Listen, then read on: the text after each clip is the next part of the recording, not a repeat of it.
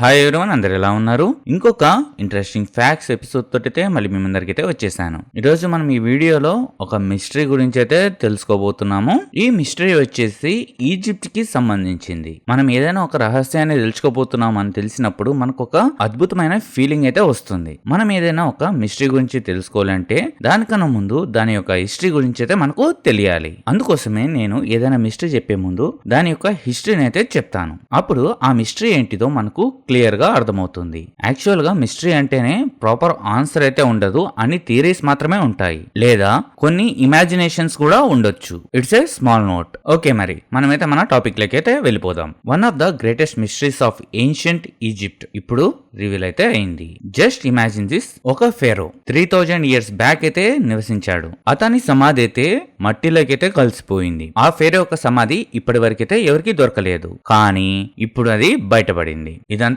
General గా చెప్తుంటే simple గా దొరికిందైతే అనుకోవచ్చు మీరు, కానీ అది సింపుల్ గా అయితే దొరకలేదు. ఇప్పుడు దొరికిన ఈ ఫేరో యొక్క సమాధి ఎంటైర్ హిస్టరీ మొత్తాన్ని అయితే మార్చేస్తుంది. దట్ మీన్స్ ఈజిప్ట్ కి సంబంధించిన హిస్టరీ అన్నమాట. ఇప్పటి వరకు ఎవరు ఈ ఫేరో ఎవరు అనేది కన్ఫర్మ్ చేయలేదు. చాలా మిగిలిపోయిన రిడిల్స్, బ్రోకన్ రికార్డ్స్ అంతా కలిపి ఒక మిస్సింగ్ చాప్టర్ లాగా ఉంది. But now the chapter is opening up before our eyes. మీకు క్లియర్ గా ఎక్స్ప్లెయిన్ చేయడానికి I will try my level best. ఇది ఎక్కడ దొరికింది, ఎవరికి దొరికింది, లోపల ఏముంది, అసలు ఏం దొరికింది, ఇవన్నీ మనము ఈ ఎపిసోడ్ లో అయితే చూద్దాం. మనం ఒక ట్రెజర్ హంట్ లకైతే జంప్ అయితే చేస్తున్నాము. ఇంకేమాత్రం ఆలస్యం చేయకుండా పదండి మనం ఈ ఎపిసోడ్ అయితే స్టార్ట్ చేసేద్దాము. దిస్ ఈజ్ ఎమర్ సోనా and welcome to my channel. First chapter వచ్చేసి who is this missing pharaoh. ఇప్పుడు మీ అందరికి ఒక డౌట్ ఉండొచ్చు, ఈ ఫెరో ఎవరు, ఎందుకంత మిస్టరీ? అసలు ఈ ఫెరో గురించి చాలా అస్పష్టమైన రెఫరెన్స్ మాత్రమే హిస్టరీ రికార్డ్స్ లో ఉన్నాయి. కొన్ని గోడల మీద తుడిచిపెట్టకపోయిన లిపిలు, కొన్ని పగిలిపోయిన శిల్పాలు, అలాగే ఈజిప్ట్ టెంపుల్ మీద ఇన్కంప్లీట్ గా రాసున్న సెంటెన్స్లు, అంతే. హిస్టారియన్స్ కి ఎప్పటి నుంచో ఒక అనుమానం అయితే ఉంది. ఎవరో ఒక పవర్ఫుల్ రూలర్ ఉండేవాడని, కానీ అతని పేరు, రీజియన్ అంతా మాయమైపోయాయని వాళ్ళ మైండ్ లో అయితే ఉంది. దట్ మీన్స్ వాళ్ళ రీసెర్చ్ లో అయితే ఒక గ్రేట్ రూలర్ అయితే మాయమైపోయారు. దట్ మీన్స్ హిస్టరీలో లేకుండా అయితే పోయారు. అతనికి సంబంధించిన ఎవిడెన్సెస్ అయితే ఏం దొరకలేదని అర్థం అనమాట. అసలు ఆ ఫెరో ఎవరు, ఎందుకు అతని పేరు బయటికి రాలేదు అనేది అయితే ఒక పెద్ద పజిల్. కొంతమంది నమ్మకం ప్రకారము ఇతను ఒక ఫర్గాటెన్ కింగ్ అయితే కావచ్చు, లేదా ఇంటర్నేషనల్ హిస్టరీ నుంచి తుడచిపెట్టిన వాడు అయ్యుండొచ్చు. అంటే politics, betrayal or some civil war అయ్యుండొచ్చు. అందువల్ల ఇతనిని హిస్టరీ నుంచి అయితే తీసేసి ఉండొచ్చు. ఇంకొంతమంది ఎక్స్పర్ట్స్ ఏమంటున్నారంటే ఈ సమాధి వచ్చేసి క్వీన్ నెఫ్రిటిట్ సమాధి కావచ్చని అంటున్నారు. ఎందుకంటే ఈమె గురించి కూడా ఇప్పుడు మనకు దొరికిన ఫెరో మాదిరి అయితే ఉంటుంది. అంటే ఈమె కూడా మిస్టీరియస్ గా డిసపియర్ అయితే అయిపోయింది. సో హిస్టరీ రికార్డ్స్ నుంచి అయితే ఈమె గురించి అయితే లేదు. సో ఇప్పుడు వీళ్ళకు దొరికిన ఈ టూంబ్ వచ్చేసి ఆ చాప్టర్ కి కీ అయ్యే అవకాశం అయితే ఉంది. అంటే టూంబ్ అంటే ఇది పిరమిడ్ కాదు, ఒక సమాధి మాదిరి అన్నమాట. సో పిరమిడ్స్ కూడా ఒక టైప్ ఆఫ్ సమాధి, ఈ టూంబ్ కూడా ఒక టైప్ ఆఫ్ సమాధి. And one more thing, pronunciation right రాంగో తెలియదు, ఇక్కడ డిస్ప్లేలో అయితే నేను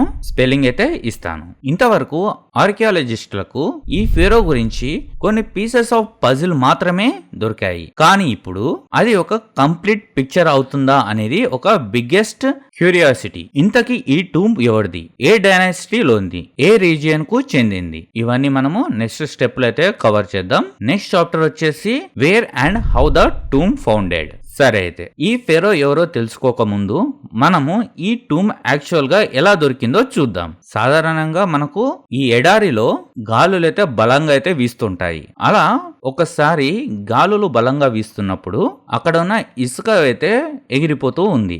ఆ టైంలోనే ఆ వేడి ఎండలో ఆర్కియాలజిస్టులు పరిశోధన చేస్తున్న సమయంలో ఒక సిగ్నల్ అయితే దొరికింది. వాళ్ళు ఎక్కడ పరిశోధన చేస్తున్నారంటే ఈజిప్ట్ లోని ఒక రిమోట్ వ్యాలీలో, టూరిజం స్పాట్ కు చాలా దూరంగా ఏన్షియంట్ బరియల్ గ్రౌండ్ ఏరియాని స్కాన్ చేస్తూ ఉన్నప్పుడు వాళ్లకు ఈ సిగ్నల్ అయితే వచ్చింది. గ్రౌండ్ పెనెట్రేషన్ రాడార్ తో వాళ్ళు ఒక స్ట్రేంజ్ ఫార్మేషన్ ని డిటెక్ట్ చేశారు. ఒక రెక్టాంగిల్ షేప్ లో ఆల్మోస్ట్ పర్ఫెక్ట్లీ సిమెట్రికల్ గా దీన్నైతే కనుగొన్నారు. వాళ్లకు ఇది నేచురల్ గా ఏర్పడింది కాదని క్లియర్ గా అర్థమైంది. ఇంకా అక్కడ ఎగ్జావేషన్ మొదలైంది. అక్కడ వాళ్ళు లోపలికి డిగ్ చేసుకుంటూ అయితే వెళ్ళిపోయారు. వాళ్ళు అలా తవ్వుకుంటూ వెళ్ళిపోయే సమయంలో ఒక రాయి తగిలిన శబ్దం అయితే వచ్చింది. దట్ మీన్స్ వాళ్ళు పోయేటప్పుడు వాళ్ళ ఒక మిషనరీకి స్టోన్ మాదిరి అయితే కనిపించింది అనమాట. దట్ మీన్స్ అంత హార్డ్ గా అయితే ఒకటి తగిలింది. అది ఒక సీల్డ్ డోర్. సో దాన్ని ఇంకా క్లియర్ గా అబ్జర్వ్ చేస్తే అది ఒక సీల్డ్ డోర్ అనమాట. ఈజిప్ట్ లో అన్ని టూమ్స్ ఒకేలాగా ఉండవు. అలాగే ఈ టూమ్ వచ్చేసి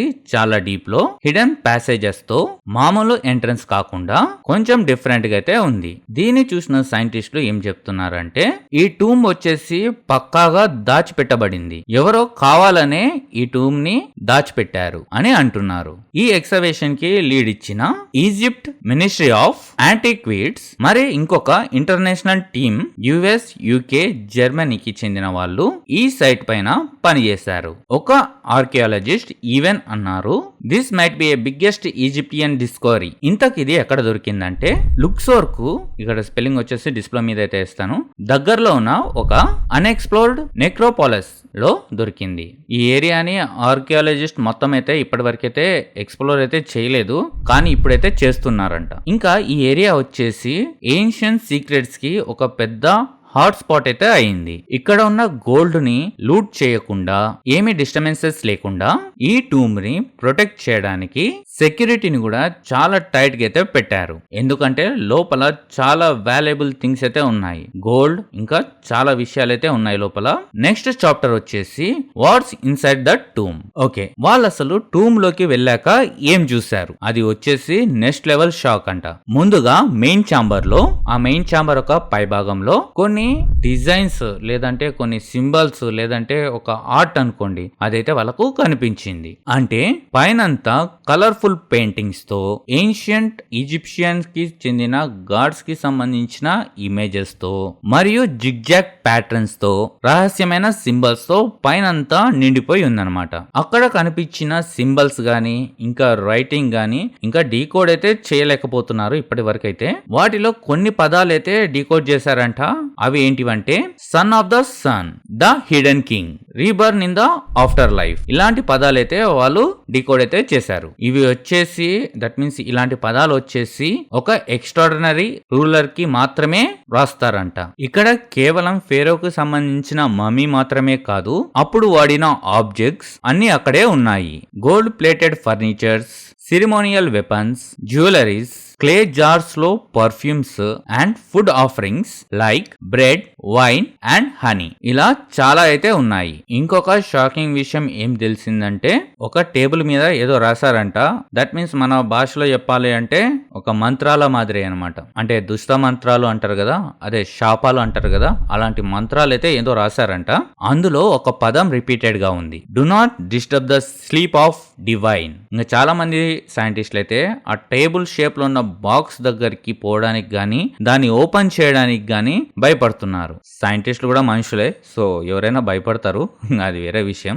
యాక్చువల్ గా సైంటిస్టులు ఏం చేద్దాం అనుకుంటున్నారంటే ఆ మమ్మీ నుంచి డిఎన్ఏ శాంపుల్స్ తీసుకొని వేరే రాయల్ మమ్మీస్ తోటి మ్యాచ్ చేసి ఎవరికి సంబంధించిన వాళ్ళో తెలుసుకోవడానికి అయితే ట్రై చేస్తున్నారు. ఇంకా ఇక్కడ చాలా హిడెన్ ప్యాసేజెస్ అయితే ఉన్నాయి, సీల్డ్ డోర్స్ అయితే ఉన్నాయి, మరిన్ని సీక్రెట్స్ అయితే అక్కడ వెయిట్ చేస్తూ ఉన్నాయి. ఇది జస్ట్ బిగినింగ్ అంటున్నారు రీసెర్చర్స్. ఇంకా నెక్స్ట్ చాప్టర్ వచ్చేసి ఈ డిస్కవరీ ఎందుకు అంత ముఖ్యమైంది. ఇప్పుడు అసలు పాయింట్ మీదకి అయితే వద్దాం. ఈ సమాధి కనుక్కొనడం ఎందుకు అంత ముఖ్యమైంది సో చూద్దాం. జనరల్ గా మనందరికి తెలిసిన విషయం ఏమిటంటే ఈజిప్షియన్ చరిత్ర అంటే గొప్ప పిరమిడ్లు, మమ్మీలు, వాళ్ళకు సంబంధించిన దేవుళ్ళ హిస్టరీలు ఇవి. కానీ వాళ్ళ దగ్గర చాలా రహస్యాలైతే ఉన్నాయి. ఇప్పుడు ఇక్కడ దొరికిన టూమ్ లో మాత్రం ఇది అయితే ఒక ఫేరో మృతికి సంబంధించిన టూమ్ అయితే కాదు, ఇంకా చాలా సీక్రెట్స్ అయితే ఉన్నాయంట. దీనికి సంబంధించిన సీక్రెట్స్ అన్ని బయటికి వస్తే ఈజిప్షియన్ కి సంబంధించిన హిస్టరీలో మేజర్ చేంజెస్ అయితే వస్తాయంట. ఇందులో ఫస్ట్ టాపిక్ వచ్చేసి ఈ ఫేరో గురించి ఇప్పటి వరకైతే మనకు తెలియదు. అక్కడ ఉన్న సమాచారంతో ఇతను ఎవరు అని కనిపెట్టడం అసాధ్యం అంట. దట్ మీన్స్ ఇప్పటి వరకు రీసెర్చ్ చేసిన సమాచారం ప్రకారము అతను ఎవరో కనిపెట్టడం కష్టం అనమాట. చాలా మంది ప్రకారం అయితే ఇతన్ని కావాల్సికే హిస్టరీ నుంచి అయితే రిమూవ్ చేశారని అయితే అంటున్నారు. ఇంకొక విషయం ఏమిటంటే ఈ సమాధిలో ఉన్న వస్తువులు, శాసనాలు ఇవన్నీ ఒక చరిత్ర పుస్తకం లాంటివే. ఇంకా నెక్స్ట్ చాప్టర్ వచ్చేసి థియరీస్ అండ్ సీక్రెట్స్. ఈ సమాధి మీద బేస్ అయి ఇప్పటి వరకు ప్రపంచంలో చాలా థియరీస్ అయితే వెలుగులోకి అయితే వచ్చాయి. ఇందులో మనకు 3 థియరీస్ అయితే మెయిన్ గా కనిపిస్తున్నాయి. అందులో ఫస్ట్ వచ్చేసి ఇది రహస్యంగా చంపబడిన ఫేరో సమాధి కావచ్చు. సో ఇతను వచ్చేసి గ్రేట్ రూలర్ అయి ఉండొచ్చు, లేదా ఈవిల్ రూలర్ కూడా అయి ఉండొచ్చు. అందుకే ఇతన్ని హిస్టరీ నుంచి అయితే రిమూవ్ అయితే చేశారు. నెక్స్ట్ వచ్చేసి ఇతని యొక్క సమాధికి కర్స్ ఉందా, దట్ మీన్స్ శాపం ఏమన్నా ఉందా, దట్ మీన్స్ ఆ సమాధిని ఓపెన్ చేస్తే వేరే వాళ్ళకి ఏమన్నా శాపం పట్టే అవకాశం ఉందా అనేది అయితే ఇంకొక థియరీ, లేదంటే ఇంకొక ఇమాజినేషన్ అయితే అనుకోవచ్చు. ఎందుకంటే వేరే టూమ్స్ ని ఓపెన్ చేసినప్పుడు అందులో ఉన్న మమ్మీస్ ని దాచిపెట్టిన ఈ టేబుల్ లాంటి ఈ ఏరియా ఉంది కదా, దాన్ని ఓపెన్ చేసినప్పుడు దట్ మీన్స్ టూమ్ లో టేబుల్ లాంటి ఏరియా, ఒక సమాధి లాంటి ఏరియా అనుకోండి, దాన్ని ఓపెన్ చేసినప్పుడు చాలా మందికి అయితే కొన్ని శాపాలు అయితే వచ్చినాయంట. సో ఈ టూమ్ లో ఉన్న సమాధిని ఓపెన్ చేస్తే అలా శాపాలు వచ్చే అవకాశం ఉందేమో అని సైంటిస్టులు భయపడుతున్నారు అంట. ఇది నిజంగా నెఫర్టిటీ సమాధి. సో స్పెల్లింగ్ వచ్చేసి డిస్ప్లేలో అయితే ఇస్తాను. సో దీనికి ఆన్సర్ వచ్చేసి ఇంతవరకు అయితే క్లారిటీ అయితే లేదు. సో ఈమె కూడా ఒక పవర్ఫుల్ క్వీనే అంట. సో అది వచ్చేసి మనం వేరే ఎపిసోడ్లో అయితే మాట్లాడదాం ఆ టాపిక్ గురించి. లేదంటే ఆమెకు సంబంధించిన బంధువులు ఎవరైనా అయి ఉండొచ్చు. డిఎన్ఏ టెస్ట్ చేస్తే ఇవన్నీ అయితే బయటికి అయితే వస్తాయి. ఇంకా ఈ టూమ్ మీద అయితే రీసెర్చ్ అయితే కంటిన్యూ అయితే అవుతానే ఉంది. సో చూద్దాం ఎంతవరకు నిజాలు బయటికి వస్తాయో, రహస్యాలు బయటికి వస్తాయో చూద్దాం. ఓకే ఫ్రెండ్స్, ఈ వీడియో మీకు నచ్చింది అనుకుంటున్నాను. నచ్చినట్లయితే లైక్ చేయండి, మీ ఫ్రెండ్స్ అండ్ ఫ్యామిలీ మెంబర్స్ కి షేర్ చేసి నాకు సపోర్ట్ చేయగలరు. ఎవరైనా సబ్స్క్రైబ్ చేసుకోకుండా చూస్తున్నట్లయితే తప్పకుండా సబ్స్క్రైబ్ చేసుకుని నాకు సపోర్ట్ చేయగలరు. ఇంకొక కొత్త వీడియో తోటి మళ్ళీ మీ ముందరికైతే వస్తాను. అంతవరకు సెలవు. This is Amar Sona signing off. జై హింద్.